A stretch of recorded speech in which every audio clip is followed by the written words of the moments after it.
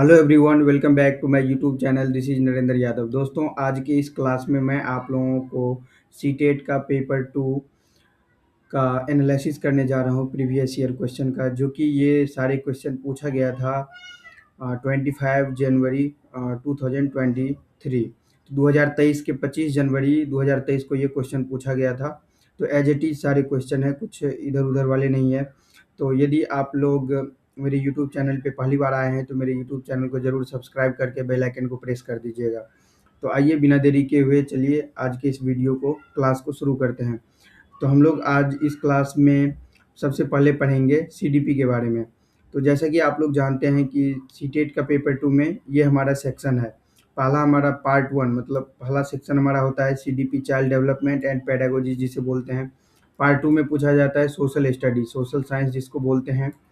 और इसमें देखो, इसमें 30 क्वेश्चन पूछा जाता है सीडीपी से, और इसमें 60 क्वेश्चन पूछा जाता है। और फिर 2 लैंग्वेज सब्जेक्ट, आप कोई भी लैंग्वेज चूज कर सकते हो, हिंदी इंग्लिश में से एक आपको चूज करना पड़ेगा। इससे 30 पूछा जाता है और इससे भी 30, मतलब टोटल कुल मिला के हमारा 150 हो जाता है। Is it clear? So let's start our first question. तो दोस्तों, हमारा आज के क्लास का पहला जो क्वेश्चन है सीडीपी का, चाइल्ड डेवलपमेंट एंड पेडागोजी।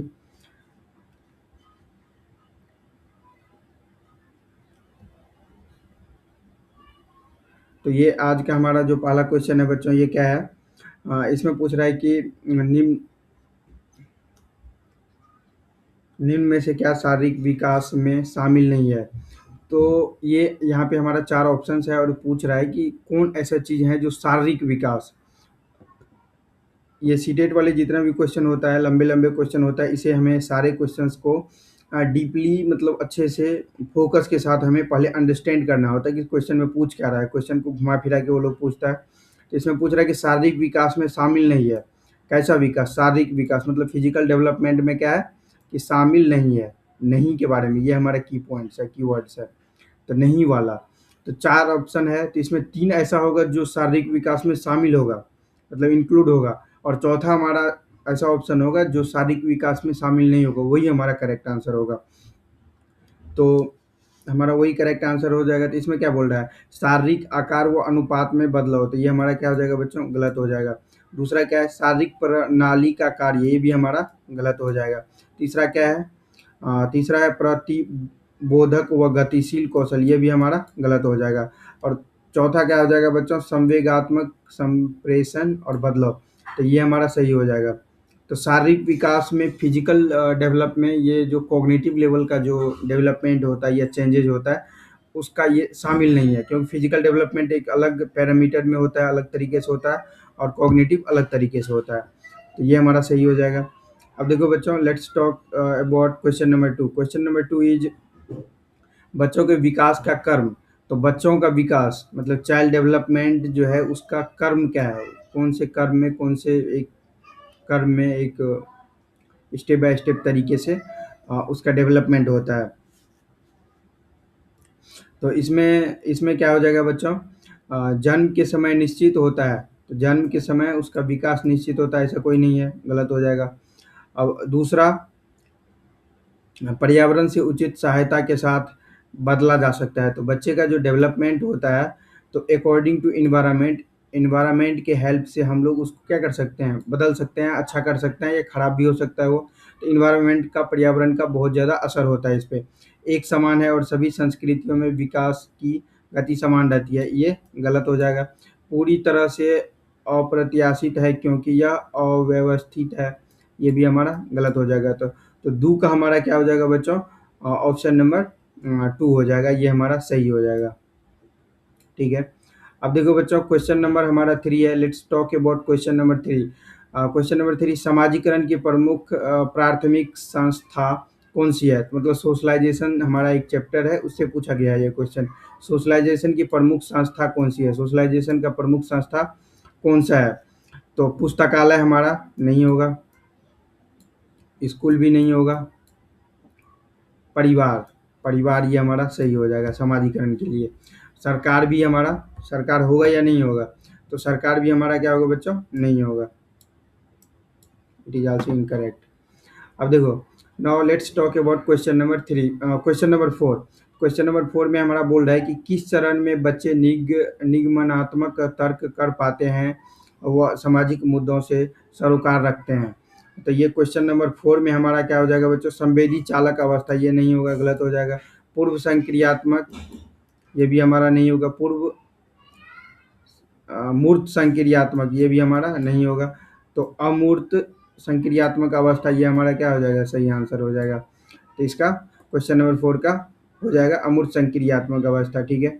अब देखो let's talk about question number 5 which is doctor Jean पियाजे। इसको जीन पियाजे इसको बोलते हैं हम लोग, शॉर्ट में यहाँ पे लिख दिया। जीन पियाजे के संज्ञानात्मक विकास की एक प्रमुख आलोचना। तो जीन पियाजे संज्ञानात्मक विकास जो दिया था कॉग्निटिव लेवल पे, कॉग्निटिव डेवलपमेंट, वहाँ का एक जो उसका जो एक सबसे फेमस क्रिटिसिज्म था उसके बारे में हमें बताना है कि हम वो क्रिटिसिज्म, प्रमुख क्रिटिसिज्म आलोचना क्या था। तो उन्होंने बच्चे को सक्रियकर्ताओं के रूप में नहीं देखा था, ये हमारा गलत हो जाएगा। उन्होंने अधिक गम में भाषा की बहुत महत्वपूर्णता प्रस्तावित प्रस्तावित की, तो ये भी हमारा गलत हो जाएगा। अब देखो तीसरा ऑप्शन है, उन्होंने समाज और संस्कृति के प्रभाव को ध्यान में नहीं रखा। तो ये जीन पियाजे ने क्या किए थे, समाज को, सोशलाइजेशन को और संस्कृति कल्चर के इफेक्ट जो होता है इसको ध्यान में नहीं रखा, इसको इग्नोर कर दिया। तो यही हमारा क्रिटिसिज्म था, उसका बिगेस्ट क्रिटिसिज्म, प्रमुख। तो ये हमारा सही हो जाएगा 5 का। अब देखो 5 में और एक ऑप्शन इधर है, यहाँ पे उन्होंने इनाम व सज़ा के प्रयोग को बहुत ज़्यादा प्रमुखता दी थी, ये हमारा गलत हो जाएगा, सिर्फ क्रिटिसिज्म के हमें बताना था। अब देखो let's talk about question number 6। Question number 6, पियाजे के अनुसार इनमें से कौन सा कारक संज्ञानात्मक विकास में महत्वपूर्ण भूमिका, यहाँ पे ये हमारा की पॉइंट है, नहीं भूमिका निभाता है, वो हमें नहीं बताना है, भूमिका नहीं निभाता है। तो नहीं वाले ऑप्शन होगा। 3 ऑप्शन ऐसा होगा जो भूमिका निभाता है, चौथा एक ऐसा ऑप्शन होगा जो भूमिका नहीं निभाता, वही हमें we need to find that options. Okay, तो क्वेश्चन नंबर हमारा 3 है। तो इसमें क्या गतिविधि हमारा गलत हो जाएगा, अन्वेषण ये भी हमारा गलत हो जाएगा। तो भाषा ये हमारा क्या हो जाएगा बच्चों, सही हो जाएगा। जैविक परिपक्वता ये भी हमारा गलत हो जाएगा। अब देखो क्वेश्चन नंबर 7 में क्या पूछ रहा है कि लॉरेंस कोहलबर्ग द्वारा दिए गए उत्तर पारंपरिक नैतिकता के 5वें चरण सामाजिक अनुबंध, 5वें चरण क्या, सामाजिक अनुबंध अभिविन्यास में व्यक्ति मानते हैं। तो हमारा इसका क्या हो जाएगा, 7 का। 7 में देखो किसी क्रिया के भौतिक परिणाम ही उसकी अच्छाई या बुराई निर्धारित करती है, तो ये हमारा गलत हो जाएगा। नियमों का पालन करने के बदले में किसी प्रकार का लाभ मिलना चाहिए, भी हमारा गलत हो जाएगा। सामाजिक व्यवस्था को बनाए रखने के लिए सुनिश्चित नियमों को स्थापित करना और उनका पालन करना आवश्यक है, ये भी हमारा गलत हो जाएगा। तो देखो चौथा ऑप्शन है, नैतिक निर्णय स्व चुने हुए नैतिक सिद्धांतों के संदर्भ में किए जाने चाहिए। तो ये हमारा क्या हो जाएगा बच्चों, सही हो जाएगा। नैतिक निर्णय स्व चुने हुए नैतिक सिद्धांतों के संदर्भों में किए जाने चाहिए, इट इज करेक्ट आंसर। देखो now we are going to discuss about question number 8। Question number 8 में हमारा क्या है बच्चों, यह विचार की बच्चों के सीखने में उनके सांस्कृतिक संदर्भ के अनुसार उनकी सहायता व मार्गदर्शन देना चाहिए, किसने प्रस्तावित किया था। तो ये किसने बताया था, यह विचार मतलब बच्चों की सीखने में उनके सांस्कृतिक संदर्भ के अनुसार उनकी सहायता व मार्गदर्शन देना चाहिए, तो ये किसने बताया था, ठीक है। तो हार्वर्ड गार्डनर ये नहीं बताया था, लॉरेंस कोहेलबर्ग भी नहीं बताया था, जीन पियाजे भी नहीं बताया था। तो ये किसका स्टेटमेंट था बच्चों, लेव वैगोस्की का ये स्टेटमेंट था। तो ये हमारा ऑप्शन 4 हो जाएगा क्वेश्चन नंबर 8 का। अब देखो क्वेश्चन नंबर 9। क्वेश्चन नंबर 9 में क्या पूछ रहा है कि विद्यार्थियों को संकेत व इशारे देना, सोच विचार की प्रक्रियाओं को मॉडल करना किसके उदाहरण है, इसका हमें उदाहरण बताना है। तो अनुकूलन का उदाहरण ये हमारा नहीं होगा। विलंबित अनुसरण ये भी हमारा गलत हो जाएगा। रटकर स्मरण, रटने के बारे में जब भी सुनेंगे तो ये तो हमारा हमेशा गलत हो जाएगा। पार, तो देखो पार का इंग्लिश मीनिंग आपका, या पार का मीनिंग क्या है होता है, आपको ये कमेंट सेक्शन में बताना है, it is like your homework. तो ये पार हो जाएगा, ठीक है। तो क्वेश्चन नंबर 9 का 4 हो जाएगा। अब क्वेश्चन नंबर 10 में क्या है हमारा, एक प्रगतिशील कक्षा में, ऐसा कक्षा जो प्रगतिशील हो, तो वो क्या होता है? तो 10 का बच्चे पूर्ण गतिविधियों में संलग्न होते हैं जिससे वे अपनी क्षमता के अनुसार कार्य कर पाते हैं। तो ये हमारा क्या हो जाएगा बच्चों? सही हो जाएगा। बच्चे अर्थपूर्ण गतिविधियों में संलग्न होते हैं और वे अपनी क्षमता और एफिशिएंसी, अपने जो पावर होता है उसके हिसाब से कार्य कर पाए। दूसरा हमें क्या पूछ रहा है कि शिक्षक सभी सीखने सिखाने का केंद्र है। शिक्षक सभी, तो नहीं, ये गलत हो जाएगा। पाठ्य पुस्तक ही सीखने का एकमात्र स्रोत है, ये भी गलत है। पाठ्य पुस्तक के अलावा भी तो बहुत चीज़ हम लोग सीखते हैं अपने जीवन से, अपनी लाइफ से। सभी सीखने सिखाने का केंद्र परीक्षाएं, नहीं, ये भी गलत हो जाएगा हमारा। ठीक है। अब देखो, now we are going to discuss about question number 11। Question number 11 is dash dash dash डैश वाले व्यक्ति विशिष्ट स्वरों, लय और ताल के बीच अंतर करने में सक्षम होते हैं जिसे पहचानने में चूक अन्य चूक सकते हैं। तो क्वेश्चन नंबर 11 में हमारा क्या हो जाएगा बच्चों?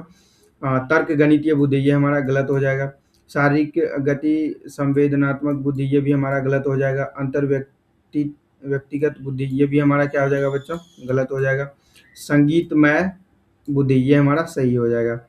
क्वेश्चन नंबर 11 का हमारा हो जाएगा ऑप्शन 4। अब देखो, क्वेश्चन नंबर 12 की बात करें तो क्वेश्चन नंबर 12 हमारा है व्हिच इज लेव वैगोत्स्की के अनुसार भाषा। तो किसके अनुसार पूछ रहा है कि भाषा क्या है? लेव वैगोत्स्की के अनुसार, अकॉर्डिंग टू लेव वैगोत्स्की। ठीक है, अकॉर्डिंग टू लेव वैगोत्स्की भाषा क्या है? तो भाषा की संज्ञानात्मक विकास में कोई भूमिका नहीं है, ये गलत बात है। संज्ञानात्मक विकास में बेहद महत्वपूर्ण है।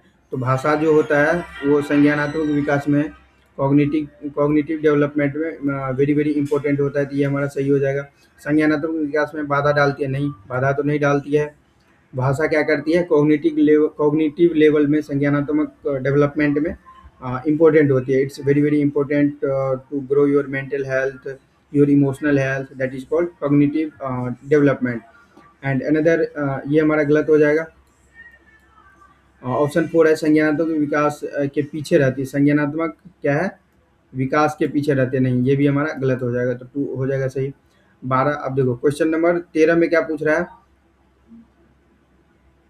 क्वेश्चन नंबर 13 में देखो, स्टेटमेंट टाइप से है कुछ। एक स्टेटमेंट हमारा दिया हुआ है, इसमें पूछ रहा है कि माध्यमिक स्कूल के शिक्षकों के लिए यह महत्वपूर्ण है कि वे मीडिया में जेंडर रूढ़िवादिता, जेंडर स्टीरियोटाइप इसको बोलते हैं, के चित्रण को आलोचनात्मक रूप से देखने के लिए छात्रों को सक्षम करे, क्रिटिसिज्म करने को बढ़ावा देने के लिए, ये बोल रहा है। तो 13 हो गया। तो ये हमारा क्या था? स्टेटमेंट था। अब देखो, इसी पे बेस्ड एक तर्क है, लॉजिक है। ये बोल रहा है कि मीडिया समाजीकरण की एक महत्वपूर्ण संस्था है। मीडिया समाजीकरण की एक महत्वपूर्ण संस्था है, ये हमारा लॉजिक हो जाएगा। अब देखो, यहाँ पे हमारा 4 ऑप्शंस है। तो 4 ऑप्शंस में वही है कि मतलब कौन सही है या दोनों सही है, इस टाइप से हमें बताना है। तो क्वेश्चन नंबर ये 13 का, तो क्वेश्चन नंबर 13 में देखो बच्चों, तो ये जो हमारा स्टेटमेंट था, रूढ़िवादिता, जेंडर स्टीरियोटाइप को, तो इसको आलोचना के रूप में इसे देखना चाहिए। तो ये हमारा स्टेटमेंट क्या था? ये हमारा स्टेटमेंट सही था। और इसका जो लॉजिक भी बोल रहा है कि मीडिया समाजीकरण का एक प्रमुख संस्थान है, ये लॉजिक भी हमारा सही है। ए और आर दोनों सही है। अब देखो, ऑप्शन से हम लोग एलिमिनेट करेंगे। ए और आर दोनों सही है, और आर ए की सही व्याख्या करता है, और आर जो है ए का सही डिस्क्रिप्शन भी देता है, डिस्क्राइब करता है सही तरीके से। तो ये हमारा सही हो जाएगा। ठीक है, देखो, ए और आर दोनों सही है, लेकिन व्याख्या नहीं करता। क्या बोल रहा है इसमें? व्याख्या नहीं करता। तो ऐसा तो नहीं है, व्याख्या करता है। ए सही है, आर गलत है? नहीं, ए तो सही है, लेकिन आर भी हमारा क्या है? सही है। तो ये भी हमारा क्या हो जाएगा बच्चों? गलत हो जाएगा। ए और आर दोनों गलत है, ऐसा नहीं है, दोनों सही है। तो ये हमारा सही हो जाएगा। अब देखो बच्चों, क्वेश्चन नंबर 14। क्वेश्चन नंबर 14 में क्या बोल रहा है? बच्चों के आकलन के बारे में निम्नलिखित में से कौन से कथन सही नहीं है? यहाँ पे देखो, ये हमारा कीवर्ड है, ये हमें ध्यान देना है। बहुत सारे बच्चे क्या करता है, यहाँ पे गलती कर देता है, मिस्टेक कर देता है। उसको ये लगता है कि फास्ट में पढ़ेगा, तो वो ऐसे पढ़ेगा, बच्चों के आकलन के बारे में निम्नलिखित में से कौन से कथन सही है, तो सही वाले ऑप्शन में टिक लगा दे। लेकिन नहीं, यहाँ पे 4 ऑप्शन है, तो यहाँ पे बोल रहा है कि सही नहीं है। तो 3 ऐसा ऑप्शन होगा कि जो सही होगा, उसको मैच कर रहा होगा, उसको फॉलो कर रहा होगा, और चौथा एक ऐसा हमारा ऑप्शन होगा जो सही नहीं होगा। बच्चों के आकलन असेसमेंट के हिसाब से कथन स्टेटमेंट सही नहीं होगा, वही हमारा सही होगा। तो नेगेटिव इज पॉजिटिव हेयर। तो इस टाइप से हमें सोचना है। तो क्वेश्चन नंबर 14। तो 14 का हमारा क्या है, आकलन से बच्चों की तैयारी को परखने में मदद मिलती है। बात सही है, लेकिन ये हमारा क्वेश्चन के हिसाब से गलत है। देखो, आकलन से चिंता और भय पैदा करने में मदद होती है। तो देखो, ये जो स्टेटमेंट है ये गलत है और गलत ही मुझे ढूंढना है, इसीलिए हमें ये हमारा क्या हो जाएगा बच्चों, ये हमारा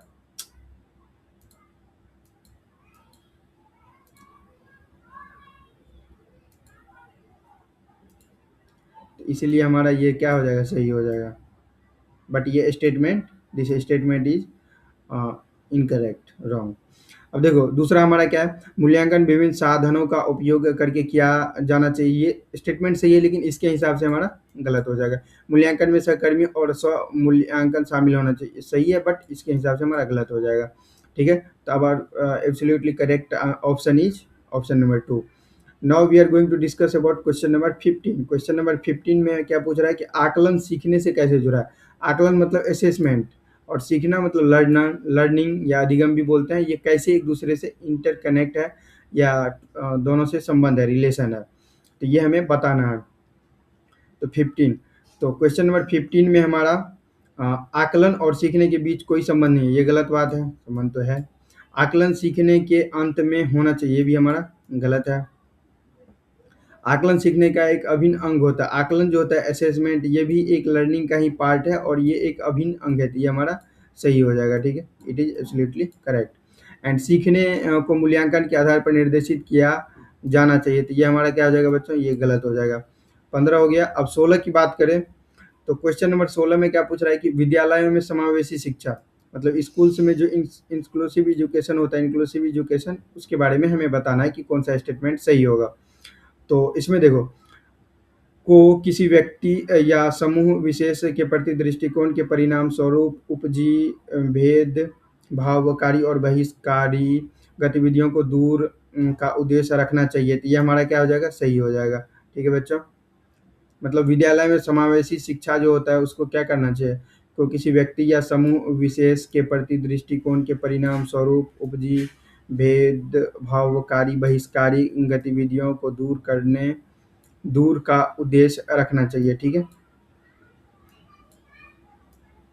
अब देखो, दूसरा ऑप्शन हमारा क्या बोल रहा है कि को विशिष्ट अधिगम आवश्यकताओं वाले बच्चों के समूह की पहचान करनी चाहिए, उनका वर्गीकरण करना चाहिए, व उनको उचित रूप से लेबल करना चाहिए, तो ये हमारा गलत हो जाएगा।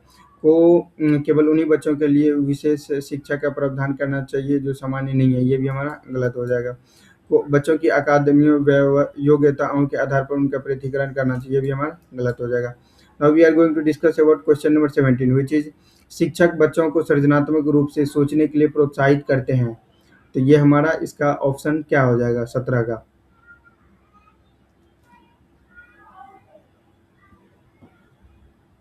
तो 17 में क्या हो जाएगा बच्चों, उन्हें किसी समस्या को हल करने के विभिन्न तरीकों के बारे में सोचने के लिए कहना, तो ये हमारा क्या हो जाएगा बच्चों, सही हो जाएगा। उन्हें हमें क्या बताना चाहिए कि भिन्न भिन्न डिफरेंट डिफरेंट तरीकों सॉल्यूशंस के बारे में सोचने के लिए कहना, ये मोटिवेट करना। उन्हें उत्तर रटने के लिए, तो रटना रूट लर्निंग तो कभी नहीं होगा। प्रत्यास्मरण पर आधारित प्रश्न पूछना, मतलब मेमोरी पे बेस्ड, मतलब रटा दो फिर पूछो, नहीं। उन्हें किसी समस्या के एक पहलू पर ध्यान केंद्रित करने के लिए कहना, ये भी हमारा नहीं होगा, इनकरेक्ट हो जाएगा।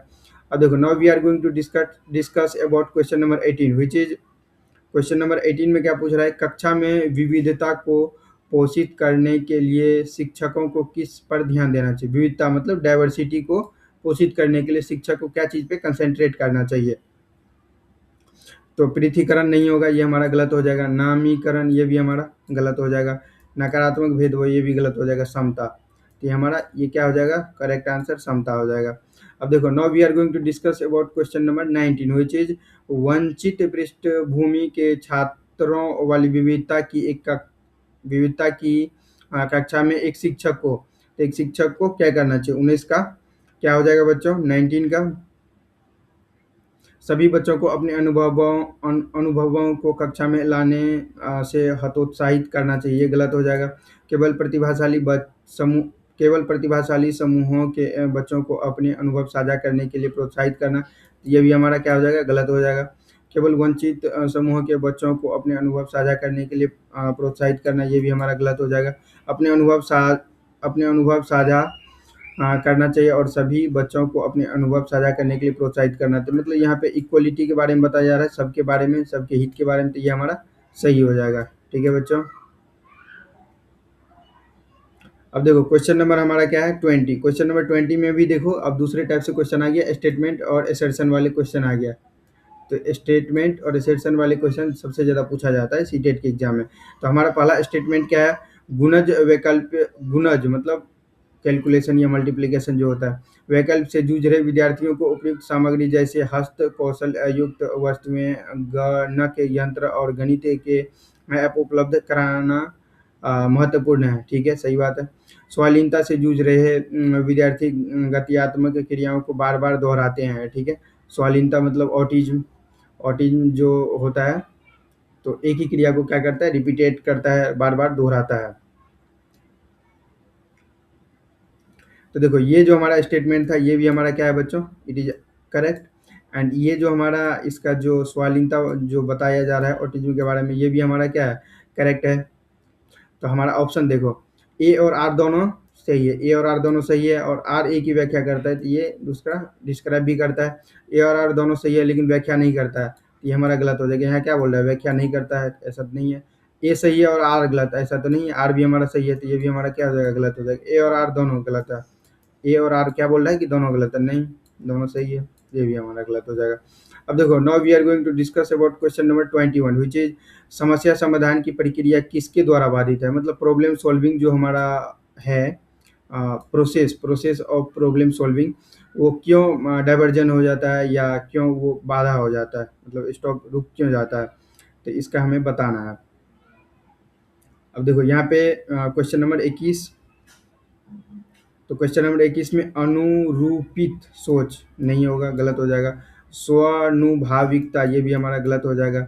साधन लक्ष्य विश्लेषण ये भी हमारा गलत हो जाएगा। प्रकार्यात्मक स्थिरता, तो ये हमारा क्या हो जाएगा, सही हो जाएगा।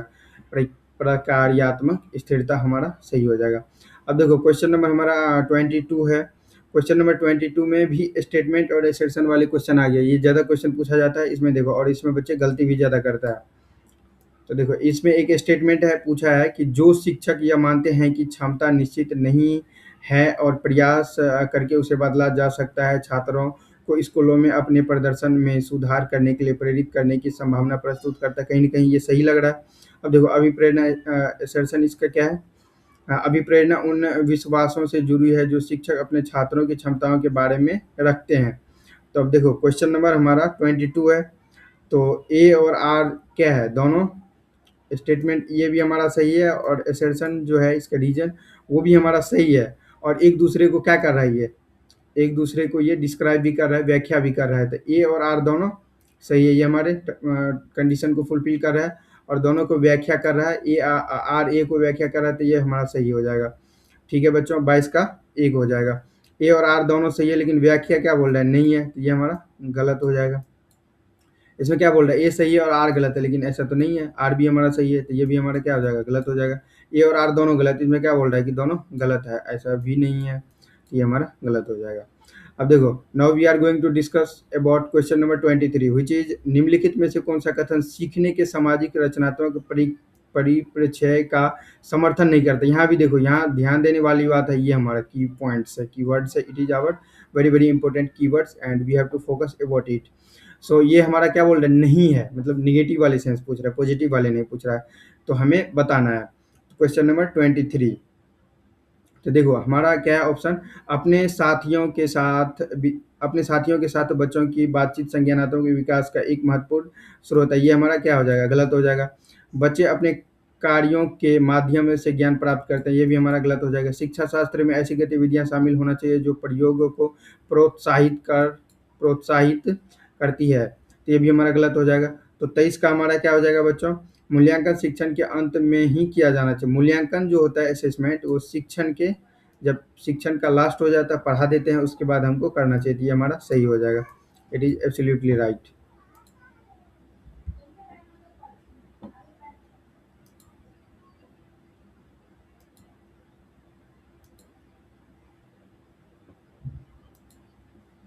ठीक है बच्चों, अब देखो फिर आ गया हमारा क्वेश्चन स्टेटमेंट और एसेट्शन वाले। अब देखो ये हमारा क्वेश्चन है 24। तो 24 में देखो एक स्टेटमेंट है ए, और ये हमारा तर्क है, लॉजिक है, रीजन एसर्शन स्टेटमेंट, और रीजन भी बोल सकते हो, रीजन स्टेटमेंट और ये रीजन असर्शन और रीजन। तो ये देखो इसमें क्या पूछ रहा है कि अर्थपूर्ण अधिगम सुनिश्चित करने के लिए विद्यार्थियों से यह अपेक्षा की जानी चाहिए कि वे ज्ञान को ठीक उसी तरह से पुनर्रूपित करें जैसे उन्होंने उसे ग्रहित किया। अब रीजन क्या इसमें बोल रहा है, तर्क अधिगम अधिगम बच्चों द्वारा ज्ञान को निष्क्रिय रूप से प्राप्त करने और उसका पुनरुत्पादन करने की प्रक्रिया है। तो 24 में हमारा क्या हो जाएगा बच्चों, देखो तो इसमें ये जो हमारा स्टेटमेंट है ये क्या है, गलत है, और ये रीजन भी हमारा गलत है, तर्क भी इसका गलत है। तो देखो ए और आर दोनों सही है, तो ये क्या बोल रहा है, दोनों सही है, ये हमारा गलत हो जाएगा। ए और आर दोनों सही है, ये भी हमारा गलत हो जाएगा, आगे पढ़ना भी नहीं है। अब देखो इसमें क्या है, ए सही है और आर गलत है, इसमें हमारा दोनों गलत था, तो इसीलिए हमारा ये भी गलत हो जाएगा। अब देखो ए और आर दोनों गलत है, बोथ आर इनकरेक्ट, तो ये हमारा सही हो जाएगा। अब देखो क्वेश्चन नंबर 25। क्वेश्चन नंबर 25 में क्या पूछ रहा है बच्चों, चारू की किसी विषय में कोई अभिरुचि नहीं है तथा वह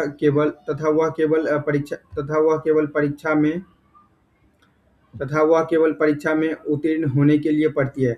तो चारू नाम का एक कोई लड़की है, और वो क्या बोल रही है कि उसे किसी भी सब्जेक्ट में, कोई भी उसे सब्जेक्ट में पढ़ने में इंटरेस्ट नहीं है, रुचि नहीं लेती है, और वो सिर्फ पढ़ रही है किस लिए, उत्तीर्ण होना चाहती है, वो सिर्फ पास होने के लिए पढ़ रही है ताकि पास हो जाए, डिग्री ले ले वो।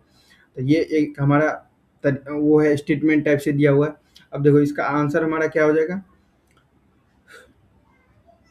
क्वेश्चन नंबर 25 का, इसमें क्या हो जाएगा, आंतरिक रूप से अभिप्रेरित। तो आंतरिक रूप से इंटरनल मोटिवेशन उसको नहीं है, असफल स्वीकार्य विद्यार्थी ये भी बात नहीं है, महारत उन्मुख विद्यार्थी ऐसा भी नहीं है कि बहुत इंटेलिजेंट है, असफल परिहार विद्यार्थी, इसको हम लोग क्या बोल सकते हैं, असफल परिहार विद्यार्थी, ये हमारा सही हो जाएगा। अब 25 हो गया। अब देखो बच्चों क्वेश्चन नंबर 26। तो now we are going to discuss about question number 26 which is, निम्नलिखित में से कौन सी कार्य नीति अधिगम के लिए एक प्रभावी रणनीति नहीं है। यहाँ भी देखो ये हमारा कीवर्ड्स है, नहीं है, रणनीति, प्रभावी रणनीति जो नहीं है वही हमारा आंसर हो जाएगा। तो देखो 26 में क्या है, अर्थहीन अनुवाचन, तो ये हमारा निगेटिव साइंस दे रहा है, तो ये हमारा सही हो जाएगा। अपने किसी साथी को समझना, तो ये हमारा क्वेश्चन के अकॉर्डिंग गलत हो जाएगा। स्वयं से प्रश्न पूछा, ये क्वेश्चन के अकॉर्डिंग गलत हो जाएगा। अवधारणा मानचित्र बनाना, ये भी हमारा क्वेश्चन के अकॉर्डिंग गलत हो जाएगा। अब देखो बच्चों question number 27। Now we are going to discuss about question number 27। मध्य विद्यालय की कक्षा में किस प्रकार का वातावरण बनाने पर जोर दिया जाना चाहिए, ठीक है। तो मध्य विद्यालय में, मिडिल स्कूल में की कक्षा में कैसा वातावरण, कैसा इन्वायरमेंट हमें मेकिंग करने में, बनाने में जोर देना चाहिए, एफर्ट लगाना चाहिए। तो क्वेश्चन नंबर 27, तो देखो सहयोगात्मक और सकारात्मक इन्वायरमेंट हो, और सहयोग हेल्पिंग नेचर वाले इन्वायरमेंट होगा, तो ये हमारा क्या हो जाएगा, सही हो जाएगा। प्रतिस्पर्धात्मक और व्यक्तिवादी, और प्रतिस्पर्धात्मक उतना नहीं होना चाहिए, ज़्यादा, बहुत ज़्यादा, ये हमारा क्या हो जाएगा बच्चों, गलत हो जाएगा। और वेदन व रटना, रूट लर्निंग वाले नहीं होगा। भय और तनाव, स्ट्रेसफुल और फियर वाले भी इन्वायरमेंट नहीं होना चाहिए। ओके, तो हमारा सही आंसर हो जाएगा ये। अब देखो now we are going to discuss about question number 28। Question number 28 which is, नई शिक्षा नीति। नई शिक्षा नीति कब आया था बच्चों, 2020 में। जैसी समकालीन नीतियाँ सीखने के किस शिक्षा शास्त्र को प्रस्तावित करती है। तो 28 में क्या हो जाएगा बच्चों, शिक्षक केंद्रित नहीं, अनुभवात्मक, ये हमारा क्या हो जाएगा, सही हो जाएगा 28 का, दूसरा हो जाएगा। व्यवहारवादी भी नहीं हमारा होगा। पाठ्य पुस्तक केंद्रित, ये भी नहीं होगा। अनुभवात्मक मतलब एक्सपीरियंस से रिलेटेड। अब देखो क्वेश्चन नंबर 29। तो ये क्या है कि बच्चों को नई अवधारणाओं के परिचय का कार्य में क्या होना चाहिए।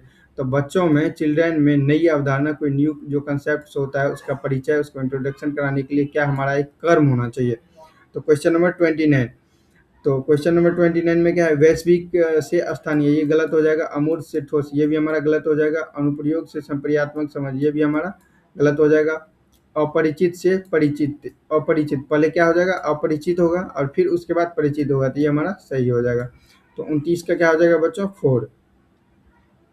अब देखो बच्चों हमारा लास्ट क्वेश्चन है, लास्ट क्वेश्चन ये सीडीपी का है। तो ये हमारा क्वेश्चन क्या पूछ रहा है कि बच्चों, now we are going to discuss about last question of CDP which is question number 30।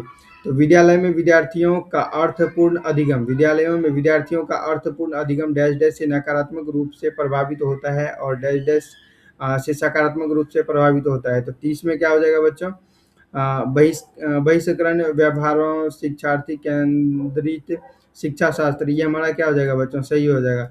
बहिष्करण व्यवहारों शिक्षार्थी केंद्रित शिक्षा शास्त्र, ठीक है। ठीक है, अब देखो अगला हमारा ऑप्शन है बहिष्करण व्यवहारों परीक्षा उन्मुख शिक्षा शास्त्र, ये हमारा क्या हो जाएगा बच्चों, गलत हो जाएगा। अब देखो अगला ऑप्शन है समावेशी व्यवहारों परीक्षा उन्मुख शिक्षा शास्त्र, ये भी हमारा गलत हो जाएगा। ठीक है, अब देखो चौथा ऑप्शन क्या है, समावेशी व्यवहारों शिक्षार्थी केंद्रित शिक्षा शास्त्र, ये भी हमारा गलत हो जाएगा। तो दोस्तों आज की इस वीडियो को मैं यहीं पे समाप्त करने जा रहा हूँ और मैं आशा करता हूँ आज का ये लेसन, आज का ये पीवाईक्यू प्रीवियस ईयर क्वेश्चन का जो एनालिसिस वाला वीडियो लेक्चर है बहुत ही आपको अच्छा लगा होगा और बहुत कुछ सीखने को मिला होगा। यदि आपको ये वीडियो बहुत ही इन्फॉर्मेटिव लगा होगा तो ज़रूर इस वीडियो को लाइक कर दीजिएगा और इस वीडियो को अपने दोस्तों में, अपने फैमिली में, अपने रिश्तेदार में, हर जगह इसको फैला दीजिएगा, सोशल मीडिया पर हर जगह इसे शेयर कर दीजिएगा ताकि ऐसे बच्चे जो टीचिंग वाले एग्जामिनेशन का तैयारी कर रहा है और वो प्रीवियस ईयर क्वेश्चन का एनालिसिस वीडियो देखना चाहता है, मैराथन वीडियो, शॉर्ट वीडियो सारे उसको शेयर कर दीजिएगा। और thanks for watching this video. And यदि आप लोग मेरे से पर्सनली कनेक्ट होना चाहते हैं, पर्सनली जुड़ना चाहते हैं, तो आप लोग ज़रूर मुझे मेरे जितने भी सारे सोशल मीडिया हैंडल है, सोशल मीडिया अकाउंट है, सारी जगह मुझे फॉलो कर लीजिएगा। व्हाट्सएप चैनल पे, टेलीग्राम चैनल पे, ट्विटर पे, लिंक्डइन पे और फेसबुक पेज पे भी आप लोग फॉलो कर लीजिएगा। मेरा और दूसरा यूट्यूब चैनल भी है, जैसे मेरा एक चैनल है व्लॉग चैनल, वहाँ भी फॉलो कर लीजिएगा। वहाँ पे exclusive content, behind the scene वाले कंटेंट आपको देखने को मिलेगा। एक चैनल है नरेंद्र यादव के नाम से, वो ग्लोबल ऑडियंस के लिए है, वो इंग्लिश लैंग्वेज में है, इंग्लिश में मैं उसमें डिस्क्राइब करता हूँ, बात करता हूँ। वो चैनल बेस्ड है फिजिकल हेल्थ, सोशल हेल्थ और मेंटल हेल्थ और जियो पॉलिटिक्स से रिलेटेड। तो ज़रूर आप उस चैनल को भी आप जाके चेकआउट कीजिएगा, वीडियो को देखिएगा, चैनल को सब्सक्राइब कर दीजिएगा और आप अपने नॉलेज को इन्हेंस कर लीजिएगा। You can enhance your knowledge. And यदि आपको पर्सनली मुझसे कुछ जानना है, कुछ कांटेक्ट करना है, तो आप लोग मुझसे व्हाट्सएप के ज़रिए भी जुड़ सकते हो। तो सारे का लिंक ऑलरेडी आपको चैनल के बायो में मिल जाएगा और डिस्क्रिप्शन बॉक्स में भी मैं दे दूँगा, तो वहाँ से भी आप जाके मुझसे जुड़ सकते हैं, चेकआउट कर सकते हैं। And thanks again for watching this video. Take care, wish you all the best. And मिलते हैं अगेन नेक्स्ट वीडियो में। तो अगली वीडियो में हम लोग चर्चा करेंगे सामाजिक अध्ययन, सोशल स्टडीज़ के बारे में, इसी ईयर वाले में जो हमारा पूछा गया था 2023 वाले में, जनवरी 2023 में। तो इसमें सीडीपी के बाद हमारा सेक्शन अगला हो जाता है सामाजिक अध्ययन, सोशल स्टडीज। इसमें 60 क्वेश्चन पूछा जाता है। तो नेक्स्ट वीडियो में हम लोग 60 क्वेश्चन को अच्छे से एनालिसिस करेंगे डिटेल से। And okay, take care.